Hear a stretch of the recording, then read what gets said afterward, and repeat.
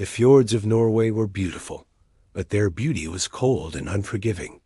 High above the icy waters, the Vemork hydroelectric plant sat perched on a cliff like a fortress made of granite and steel.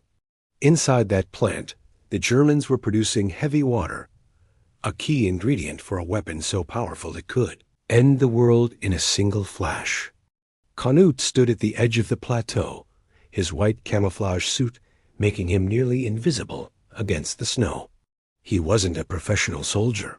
He was a mountain guide who had traded his climbing gear for a submachine gun and a pocketful of plastic explosives. Beside him stood 3 other men, their faces blackened with soot to kill the reflection of the moon. "The bridge is guarded," Canute whispered, his breath freezing in the air. "We have to go down the gorge and climb the other side. They won't expect anyone to scale a frozen waterfall in the middle of the night." The descent was a nightmare. They slipped down the icy cliffs, their fingers numbing until they felt like wooden pegs. The sound of the rushing river at the bottom was a low, constant roar that masked the sound of their boots. Every time a stone shifted, Canute froze, his heart hammering against his ribs.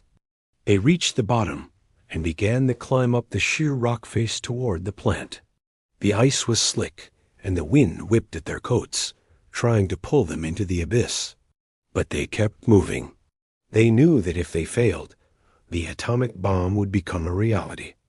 At the top, they found the ventilation shaft. Canute led the way, crawling through the narrow metal duct. The air inside smelled of chemicals and ozone. He emerged into the heart of the high concentration room, the place where the heavy water was stored in rows of silver canisters.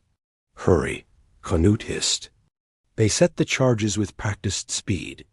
The ticking of the fuses seemed louder than the wind outside.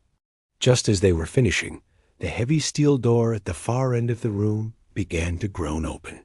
A German guard, carrying a flashlight and a mug of coffee, stepped inside. The beam of the light swept across the room, hitting the white fabric of Canute's sleeve. The guard's eyes went wide. He dropped the mug, the sound of shattering porcelain echoing like a gunshot. "Stop!" the guard yelled, reaching for his pistol. Canute didn't hesitate. He lunged forward, not to kill, but to finish the job. He shoved the guard back and yelled to his team, "Clear out." Now they dived back into the ventilation shaft, just as the alarms began to wail, a high, piercing scream that tore through the mountain silence. They reached the cliff edge and didn't climb down. They skied. They hurled themselves down the snowy slopes, weaving through the pine trees as searchlights began to sweep the forest behind them. Then the mountain spoke. A deep, muffled explosion rocked the ground.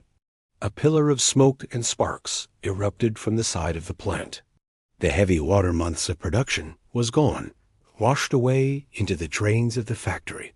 Canute didn't look back. He kept his skis straight, flying through the dark woods toward the Swedish border.